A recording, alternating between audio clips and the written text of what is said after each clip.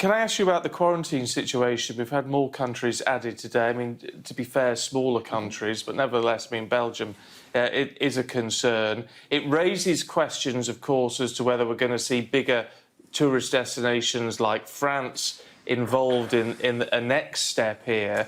I mean, what is your understanding of the situation? Because you've got to be across this, surely. This has a big economic impact. It does. I think, look, it's a tricky situation. What I can say to people is we're in the midst of a global pandemic, and that means there is always the risk of disruption to travel plans, and people need to bear that in mind.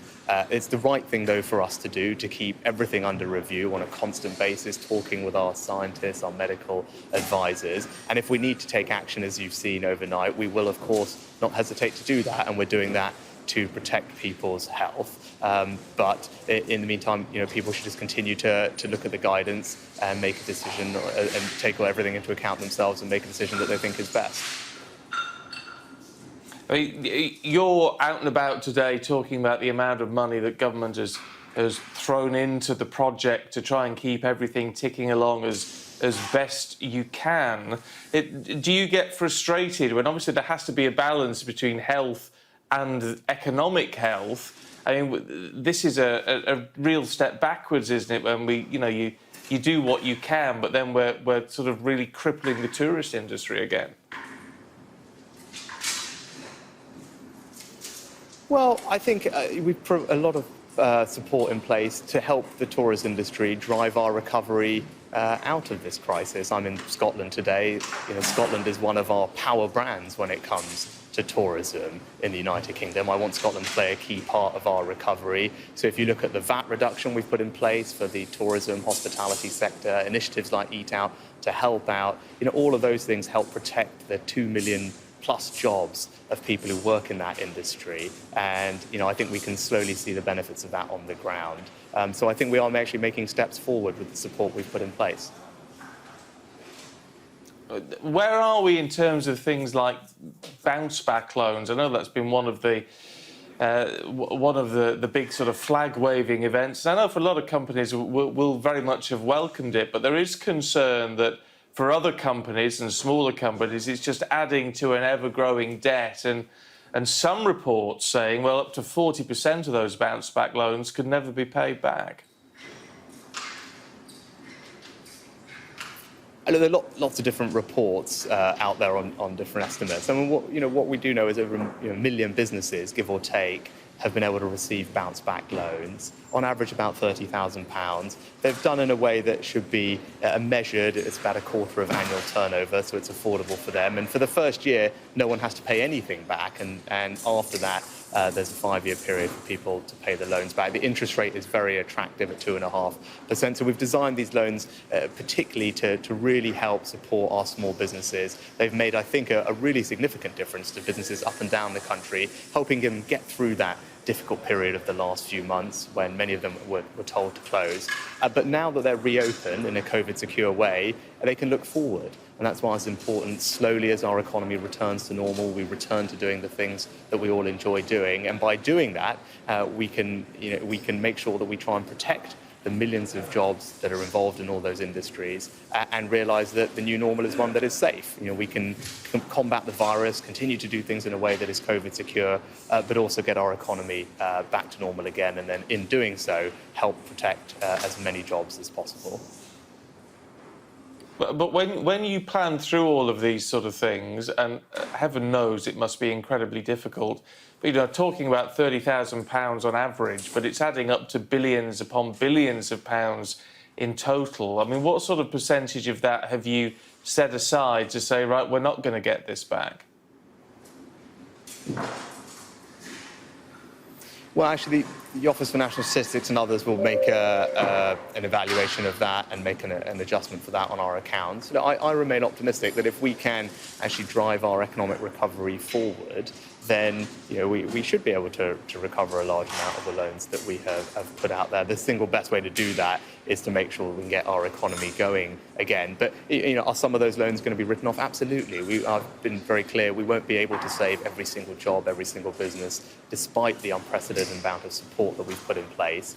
But looking forward with our plan for jobs, tourism is a part of that, and the various other measures we've put in place, for example, the Kickstart scheme to support young people who are at risk of being unemployed into new jobs, supporting apprenticeships, for example. All those initiatives, I think, will make a difference and help ensure that as we exit the acute phase of this crisis, we can slowly rebuild our economy if people regain the confidence they had. And I think that is the most important thing for us all now to focus on. Look, I don't think anyone can underestimate how difficult a position you put in, and that would apply to, whoever was in government at the time of something like this. But you're now faced with a situation where, for example, something like the furlough scheme, which undoubtedly has been a lifeline to a lot of people. But now, who do you listen to moving forward? Because there are some people saying the furlough scheme has and is protecting unproductive jobs, whilst others are saying the phasing out of the furlough scheme is going to put tens, if not hundreds of thousands of people out of work. Who do you listen to when moving forward on a scheme like that? Well, right, it's one of the most difficult decisions that I've had to make in this job. But if you look at it from start to finish, Stephen, the government will have been stepping in to help pay people's wages for almost 8 months, which is an extraordinarily long period of time. And I think most reasonable people would look at that and say, look, that's not something that is obviously sustainable in the long run. And in common with many other countries around the world, their versions of this are all coming to an end towards the end of this year.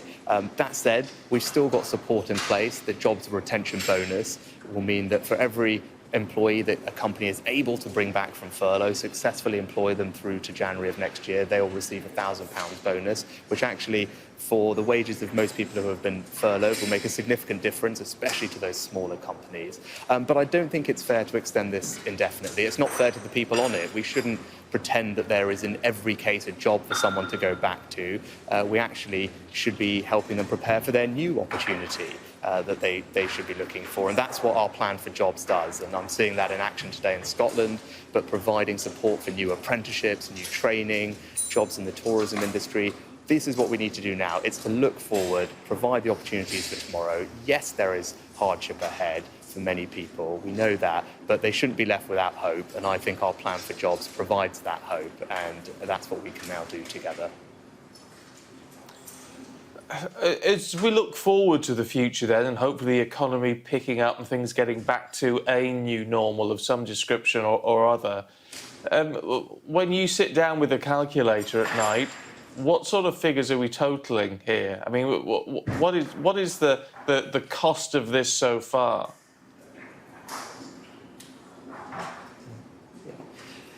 Right, I do sit there with my calculator at night. This year we will borrow a significant amount of money to help pay for the various measures that we've put in place. I do believe that was the right thing to do, and most independent economic commentators agree with that as well. That in a situation like this, we should act with boldness to try and preserve as much of what we call the productive capacity of our economy for the long run.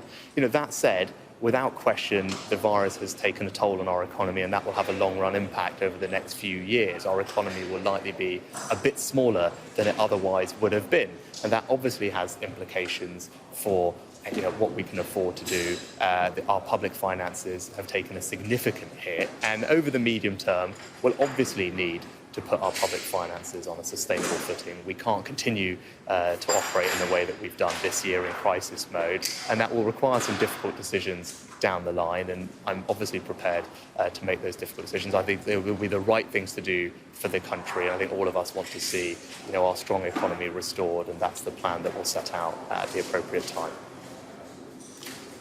Look, we're out of time, so I'm being yelled at by my producers, as you can imagine. But I've got to ask you, instability and uncertainty are the two key things the economy doesn't like. Can the economy cope in the next 24 months or so with the effects of the pandemic and what looks like a no-deal Brexit next year? Well, I think on Brexit, as you would have heard recent reports, we remain confident that it's possible to get a deal in September. I think we've made good progress on lots of different areas in the negotiations on trading goods, on energy, on transport, social security, cooperation, the structure of the deal. So there's been lots of good progress. You can see that it's possible. That said, there do remain some considerable gaps, notably on things like fisheries. And so there's work to do, but we remain very committed to working through those remaining issues with our European friends and allies, and hopefully we can conclude a deal. But regardless, one way or another, we will have certainty. And as you've seen from our announcements elsewhere today on helping businesses in Northern Ireland, we're making preparations so that we can embrace our future with confidence.